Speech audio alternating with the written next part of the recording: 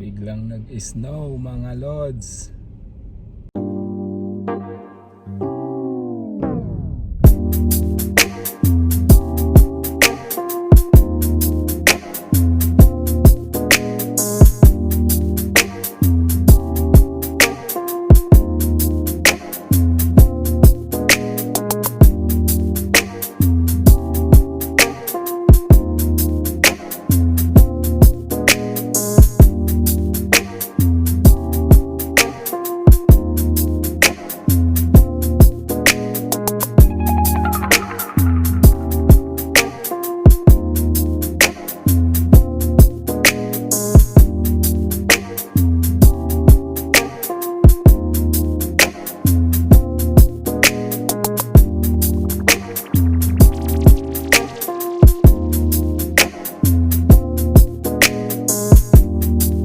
Daddy, enjoy school, son.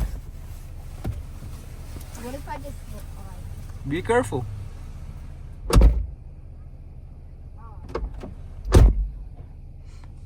Ay na, na-drop ko na siya mga lods. Problema ko na lang yung pauwi.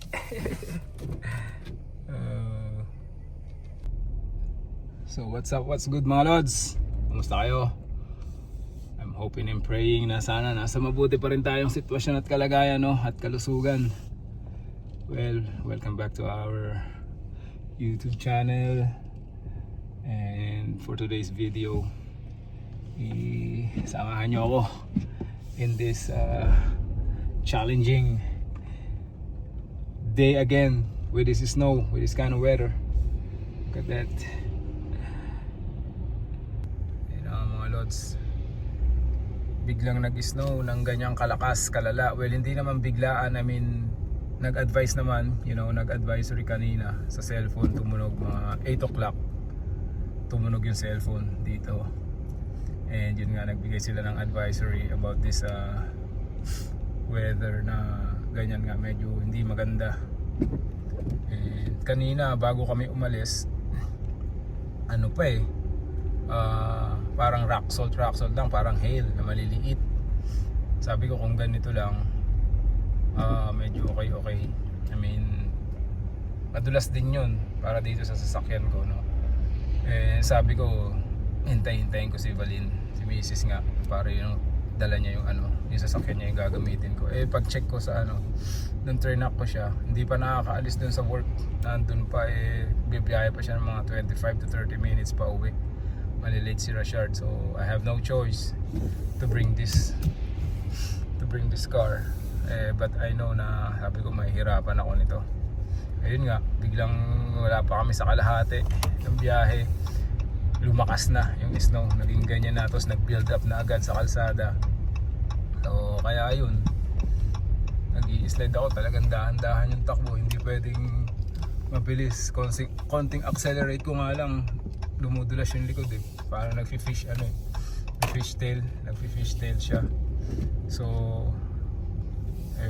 sabi ko dahan-dahan lang. Sa likod ko sedan din, sakto sedan, dahan-dahan din siya. Dun sa country road pa naman sa amin, kumbaga parang back road, uphill downhill. So minsan pagpaahon nahihirapan, dumudulas talaga. Buti nga hindi kami umistop. And then pagpababa naman, pag namimreno ako gumagalaw talaga yung likod. Nabawasan ko na yung mga tubig dun, yung mga pabigat dun.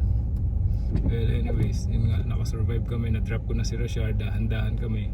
Pinoproblema ko na lang nito pa uwi, kasi grabe na dun sigurado dun sa back road papunta sa amin. Itong mga main road medyo okay kasi maraming dumadaan, pero dun sa mga back road na ganun, country road, konti lang dumadaan dun. So talagang mag-build up, lalo na dun sa amin sa loob, kung saan ako na-stuck dati. Yun yung pinoproblema ko. So now I was thinking, if I'm gonna go through pauwi or stop muna ako somewhere to, I don't know kung huhupa to. Sabi sa weather forecast 10 o'clock. What time is it? It's 8:50. Anong oras pa ako maghihintay? Ang mali ko lang, dapat nagdala na pala ako ng pang workout para diretso na ako sa YMCA. So makapag workout na lang sana habang naghihintay nitong snow na to, namin to, or sana i-plow, ma-plow nila agad. Ano po yung mga plow machine, wala. Anyways, so yun lang, kung wala kayo masyadong ginagawa, tara enjoy natin to, samahan nyo ako. Paano natin sasagupain tong ano na to, tong ganitong ano, weather, no? Lalo na nag-snowfall and hindi yan, no? Yung mga ganyan machine ang hinahanap ko. Sana dumami kayo at doon sa amin pumunta kayo, or meron din mag ano doon, and then maglagay sila ng asin. Kasi pagka plilo nila yan, and then at the same time hindi nila lalagyan or bubuhusan ng asin, wala rin, tuloy-tuloy yan eh. Ganun din, at least pag na-flow, paglagay ng asin, wala na, hindi na magbi-build up yung snow na yan. Tunaw agad pagbagsak. Anyways, yun nga, no, samahan nyo ako mga lods. Wala kayong masyadong ginagawa. Time check is 8:52 in the morning. Today is Wednesday. Good thing wala akong pasok. I'm day off. So hindi ako papasok mamayang gabi. Kasi kung ganito naman kasama. Pero sabi nga hanggang alas 10 lang ito ng umaga, no? Pero kung ganyan naman, hirap na naman trumabaho nito. Alright, so I'll update you guys again later. Samahan nyo ako. And dyan, so lalo na yung may nakapanood nito, no, by this time na nag-i-snow dyan sa inyo or what, ingat na mga lods, doble ingat dyan sa Canada, dito sa US part, east part, and yeah, dyan sa mga Pilipinas. Ano tayo dyan, mainit yata ngayon dyan. Pero yeah, parang winter pa naman din season dyan kasi kapapasko pa lang. So hindi pa siguro ganun ka-humid, kainit yan, no? So ganun pa man, stay safe, God bless you all, and I'll update you guys again later. Try ko muna makauwi. Ayan, nakausap ko, ano rin pala, traffic din dun kay Misis sa lugar niya, kung saan man, kung nasan siya kanina, no? So kasi nga nag-build up yung traffic kasi ang dami na daw na ditch sa kalsada. So siguro yun yung mga talagang sedan lang na kotse, mga hindi naka 4x, hirapan talaga eh. Yung sa akin ngayon yung sitwasyon ko dito mga lods, talagang ang kapal na. Ngayon dito sa amin medyo hindi pa to country road eh, medyo main road pa to, so marami pang dumadaan dito. Ang pinoproblema ko is yung papasok dun sa amin, yung back road, wala akong ibang dadaanan. It's either, meron dalawa pero parehas back road yun eh, parehas country road dun sa kabila namin, which is nandun yung main entrance ng subdivision, or sa back entrance. Usually dun kami dumadaan sa likod kasi mas malapit sa amin yun eh. Pero nga iniisip ko, either way yung dalawang daan na yun, downhill uphill yun eh. So kung wala pang nagpo-flow doon, I doubt meron na kasi nga ang aga pa, no? And I don't think kung masusurvive ko yung pauwi na naman, like what happened to me last time, no? Nung nag-wet snow.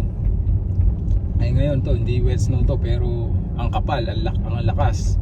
So talagang nag-build up right away yung kalsada, no? Yung snow sa kalsada. Yun yung madulas. So pag pinilit ko to doon, malamang ma-ditch ako. So ngayon isipin ko, meron bago lumiko dun sa amin sa yun nga sinasabi kong main road, may gasolinahan eh. I was thinking na dun muna siguro ako mag-stop, hintayin ko muna siguro mga ilang oras bago ako bumiyahe ulit. Siguro naman by that time may nag-flow na dun, and marami nang dumaan, so at least magkakaroon na ng pathway yung yung gulong, no? Yun yung sinusundan ko eh. Yun yung style ko, sinusundan ko lang kung saan yung dinaanan ng gulong. At least medyo nababawasan yung snow doon. So other than that, this is our update for our situation right here, right now. Tingnan nyo, wala na halos makita eh. Pagka hindi naka-zoom, medyo kala nyo malinaw, di ba? Wala mga loads, malabo na yan, yun ang tunay niyan. Pagka hindi sa camera. So tatry natin talaga, no, at least makadating dun sa may gasoline station. I don't know si Mrs. kung nakauwi na, pero tinitignan ko yung location niya kanina, moving naman siya, pero yun nga, other than mabagal, medyo malayo-layo pa yata siya. So let's see, I'll update you guys again later. A few moments later. Ito yung gasolina na sinasabi ko mga lods. Dito muna siguro ako mag-i-stop. Pero puno din pala dun. Dami na rin palang ano. Dami na rin, taas na rin ng snow. Baka mas maipit pa ako dito. Pero daanan nito puno na rin eh. Pero tingnan natin, dito muna ako siguro sa ilalim ng puno. Saglit lang mga lods, tingnan ko saan tayo pesto. Ayun, nakapark na tayo mga lods. Pero ang problema ko, baka dito naman ako maipit mamaya. Yung gasolinahan yan eh. Ayan o mga lods, hindi nakita diba? Anyways, so mag-aano muna siguro ako dito. Papalipas lang ng konting oras. Alas 9 na eh. Time check is 9:09 in the morning. So paupain ko lang to. Problema nito, kahit huminto to mga lods, hindi rin naman agad-agad ganun matatanggal yung ano. Problemado eh no. Yung snow sa kalsada, lalo na nga doon sa sinasabi ko no, sa backdoor sa amin sa country road. Tagal yun, hindi ano ko nito makakauwi. Although day off ako, pero wala na naman ako magagawa nito kung mag-i-stop ako dito or mai-stuck ako dito. Sabi ko pa naman magliligpit ako sa bahay maski pa paano. Ano rin ako makapag-workout nito mga lods. Mali, dapat nagdala na pala ako ng pang-workout no. So habang naghihintay kay Rashard, malapit sa school nila Rashard yung pinag-workoutan ko, yung YMCA. Nakapagpapawis na sana doon habang maaga. Mali, wrong move. Pero okay lang yan, sinasamahan nyo naman ako eh. Samahan nyo ako mga lods for today ha. Ayun o, pakita ko sa inyo, ang lakas lumalakas eh. Ayun o yung mga tumutulo, buo-buo eh. Yellow na yung bumabagsak eh. Hindi na snow yan eh. Oh, ang lakas pa oh. Dire-diretso pa siya oh. Mawiperan ko ah. Oh, ayun ang bilis oh. Oh man. Alright, mamaya ulit mga lods. Mga lods, naka-idlip na ako, 1 oras din yun ah. Nandito na ako sa loob ng sasakyan. Buti na lang may blanket dito. Dinala to ni Rashard nung nakaraan eh. Dinala niya sa school kasi nag-ano sila, pagka reading ano nila, parang meron silang ginagawa sa school eh, yung parang ano, reading and filming or movie day. Doon sila pinagdadala sila ng unan, ng blanket. Doon sila nakasalampak sila doon sa sahig ng ano, well carpeted naman yung ano, yung room, pero madumi pa rin yun, naapakan nila yun eh. Pero ito, nagdadala siya ng blanket tsaka yung unan nalaban ko na eh, tsaka yung punda ito na iwan dito sa kotse, buti na lang nagamit ko. Lamig, wala akong nakaano na ako, long sleeves lang. Sabi ko nga kasi i-drop ko lang si Rashard, sabi ko mabilis lang naman ako, hindi na bababa ng kotse, i-drop ko lang siya. Hindi na ako nag-puffer jacket, hindi nga ako naka-medyas eh. Ang lamig eh, buti man lang may ano, comforter. Anyways, malakas pa rin yung ano mga lods. Tapos chinek ko sa weather forecast, kanina nakalagay doon 10 o'clock titigil. Ngayon alas 3 na ang tigil. 3 PM ang tigil ng snow. Pero ngayon medyo humina-hina. Well, hintay-hintayin ko lang din no, na siguro naman maya-maya may magpo-flow na doon. Ayan, gulo na yung buko. May magpo-flow na doon, so baka kayanin na makadaan. So dito muna tayo, chill muna tayo dito. Try ko ulit maka-idlip. Inaantok pa ako eh. Alright. Maraming salamat sa pagsama nyo mga lods ha. Sleep muna ulit ako dito. Ilang minuto. Siguro mga 45 minutes or 1 hour. Alright. See you later. 2 hours later. Yung mga lods, nakakadalawang oras na rin ako dito. Aray ko. Hold on. Nakakadalawang oras na rin ako dito. Pero ganun pa man, hindi pa rin humihinto yung ano no. Hindi pa rin humihinto yung snow. Pero humina na talaga, as in humina. Pero tinitingnan ko yung mga kalsada. Ayun no. Medyo nadadaanan na siya, nadadaanan naman na. So siguro I'm good to go. Iisipin ko na lang is yung pagliko nga doon sa highway sa amin. Pero siguro yung 2 hours na in-stay ko dito, medyo heater tayo, tang init tayo, ang lamig. Siguro yung 2 hours na in-stay ko rito, medyo marami nang dumaan doon na mga sasakyan. So medyo nahawi na yung mga snow doon sa gitna. Yan pa rin naman yung sitwasyon natin dito eh. So tignan natin. Alright, kung makakaano tayo, kung makakadaan tayo dun. And yun nga, ihina rin ako mga lods. So try ko na muna bumiyahe, try ko na umuwi. Tara, sama kayo sa akin. Ayan o, yung likod natin. Ayan, wander na tayo, tignan natin. At medyo clear naman na eh dun eh, banda. So siguro kaya, hopefully. Thank you Lord, kayo na bahala. Medyo nahirapan tayo makalabas dun mga lods. Hindi talaga kaya na gano. Kasi yelo dun eh, sa likod. Dun oh. Hindi tayo nakalabas agad. Pero ngayon nandito na tayo sa kalsada. So sana lang talaga yung dadaanan ko dun sa country road is medyo na clear na maski pa paano and may nag-blow. Pero dito mukhang kaya naman na dito. Ano, may slide talaga ako. Binuksan ko na nga itong ano yun. So malapit na ako dito sa papasok. Yung intersection na yan, kakanan ako dyan. Ayan na yung ano eh. Yan yung division road, yan yung country road. Sana lang talaga ano na, nabawasan na or naubos na yung mga snow. Nadaanan na nila. Ayun, mukhang okay naman. Kanina wala yung puti-puti yan nung papasok kami ni Richard kanina umaga eh. So sana naman magdire-diretso tayo ng biyahe. So magdadrive muna ako mga lods. Tingnan natin makakayanin to. Sana kayanin. Help us Lord. A few moments later. Medyo nakakalayo na tayo mga lods. Medyo ayos naman yung ano. Nabawasan na yung snow sa kalsada. Pero ganun pa man, madulas pa rin. Nararamdaman ko pa rin yung fishtail talaga. Pumapalo pa rin yung likod natin. No?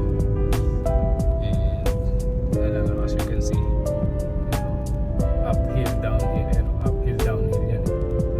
So kung talagang mag-snow na mahihirapan talaga tayo umahon dyan. And sana lang din doon sa may loob, pagpasok natin ng subdivision is medyo clear na rin maski pa paano yung kalsada. Para hindi na tayo masyadong mahirapan or ma-ditch or ma-stuck.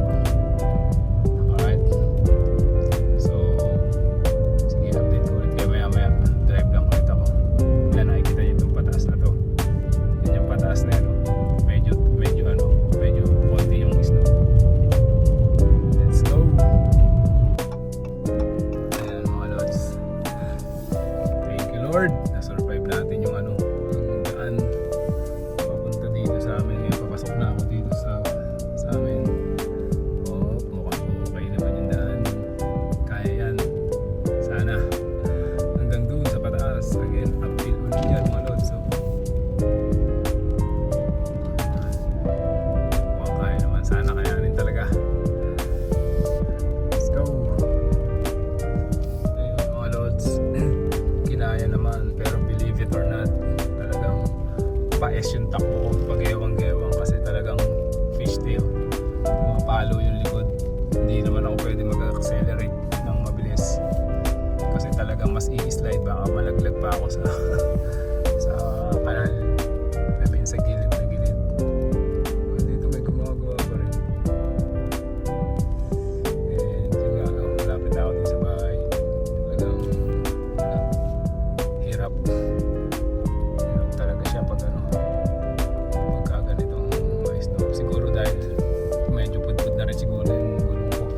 sa likod. Dati hindi naman ganito nung bago to. Hindi naman ako nahihirapan ng ganun Nagdo-DoorDash pa nga ako dati snow. Hindi naman ako nahirapan ng ganun. Dito na tayo mga lods. And yun, thank you Lord at nakasurvive. Mamaya itong isang gagamitin natin sa sakyan pagsundo kay Richard, diba? And update ko kayo ulit mga lods later Pasok lang muna ako. Thank you Lord, we're here. Ayun mga lods, ayun medyo lumakas ulit buti na lang nandito na tayo, pero medyo bumuhos ulit, diba? So sana naman mamaya pag sundo natin kay Richard medyo tumigil na yan. What's up mga lods? Eto natulog tayo kanina pagdating natin. Nakatulog ako siguro mga more than 2 hours din yun. Pero yun nga pagising ko, actually kagigising ko lang. Magti 3 o'clock na. Kailangan ko na sunduin si Richard. So yun nga akala ko titigil na yung snow. Pagkagising ko, medyo meron pa rin siya. Tsaka malakas yung hangin. Tingnan natin sa harap. So, yun nga sabi nga gaya nga na sabi ko kanina, gagamitin natin yung isang sasakyan. Pero ayan, hindi siya masyado makita Pero as you can see mga lods, dun sa tinignan nyo dun sa may bandang bubong, malakas pa rin yung hangin and then yung sahig ganun pa rin. So kailangan ko talagang gamitin yung isang sasakyan, hindi uubra yung yung sedan. So ayun nga, kailangan natin umalis para masundo si Richard. And di na siguro makakapag-workout kasi since dadalhin ko yung isang sasakyan, gagamitin ni Mrs. yung papasok dahil may pasok siya mamaya. Maalis siya maaga siya umaalis So kailangan namin din makabalik agad ni Richard dito. Alright, so tara, sama kayo sa akin. Puntahan na natin si Richard, sunduin na natin siya sa school. Ayun na mga lods, nagtanggal pa ako ng yelo. Maski pa paano, nag-build up din siya dun sa windshield Tinanggal ko pa, tinaskas pa natin. Nag-jacket na rin tayo mga lods Maski pa paano, ipang tayo sa lamig, panlaban. So let's go na, ng oras na. Let's go mga lods, babiyahe na tayo.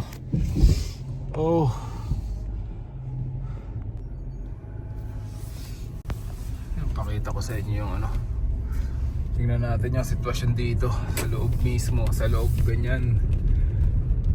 Pero siguro naman sa labas mas medyo nalinis na yun. I think walang nag-flow ngayon.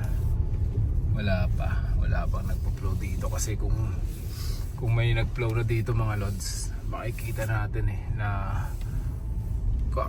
kakapal yung gilid ng mga kalsada. Since wala ngang naipon na snow sa kalsada, ibig sabihin hindi plinaw, sakit sa kamay. Ito yung sa loob, medyo manipis. Ayun kayang-kaya na ito ni Maddie we call this one Maddie. Kaya niya, walang walang kadulas-dulas. Ayun, may nagpo-flow mga lods. Hindi kaganda pag may HOA. Sige pa paano, nga lang medyo mabagal sila ngayon, hindi sila agad-agad. Naghintay din muna sila, parang ako. Siguro lang din, hindi lang din sila agad nakapunta. Ayun, pero dito medyo malinis na. Alright, so medyo okay dito, okay na yung daanan. Ito, palabas na tayo mga lods. Sana okay din yung labas yung kalsada, pero sigurado yan, mas na yan, medyo manipis na yan. ano na yan, bukod sa na-flow na yan, nadadaanan like kanina, di ba, pag uwi ko medyo okay naman. Pero well, hirap nga lang din talaga ako kasi nga talagang ramdam ko pa rin na slide yung ano natin, likuran. Pero other than that, medyo okay. Compare doon kung sa inuwi ko agad yung, kung umuwi agad ako, tinaha ko agad umuwi, sigurado maano ako nun, madiditch ako nun. Kanina nga lang nung naghintay ako ng at least 2 hours, medyo nakikita kong nararamdaman kong dulas pa rin. Letter S yung takbo ko, talagang gumigewang-gewang akong ganun So hindi ka pwede magpreno basta-basta ng sagad kasi nga talagang dudulas. Hindi ka rin pwede mag-accelerate ng madiin or mabilis na takbo kasi nga dudulas talaga. So yun, dahan-dahan lang din talaga, pero minsan medyo hindi mo napapansin, umipilis ka na doon gumagalaw, doon lumiliko yung likod doon kumikembot-kembot yung likod. So ngayon ito, may mga spot pa siya ngayon ganyan, mga spot pang ganyan, pero bali wala lang, I can I can drive like 40. Kanina hindi, 20 pababa, kailangan ng takbo dun sa kay Red, I call that Red yung auto ko. Dito kay Madi wala, kayang-kaya ni Madi to. Alright, bilis tayo makakarating to sa school ni Rashard. Alright, see you again later mga lads. Lakas pa rin ang hangin ganyan, kala nyo wala mga lods, di ba? Malinaw. Ganyan siya kalakas. Lalo na pag may mga ganyang open area, yung like yung cornfield, kitang kita mo yung lakas ng yung ihip ng hangin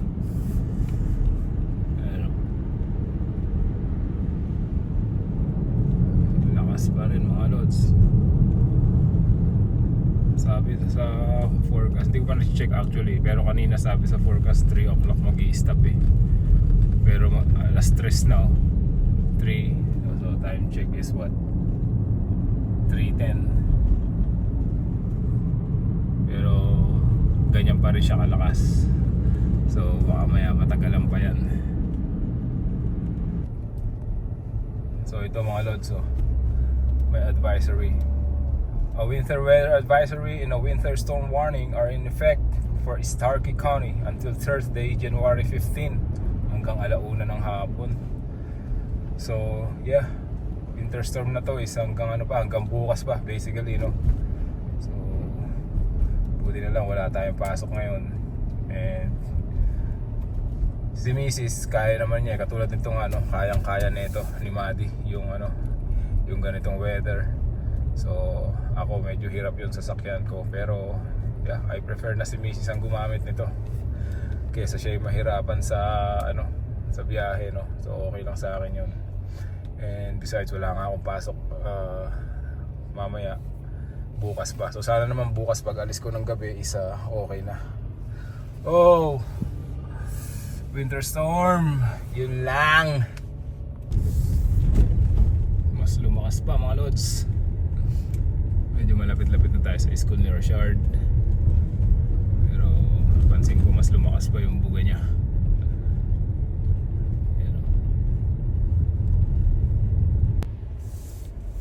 Dito na tayo sa school nila Rashard.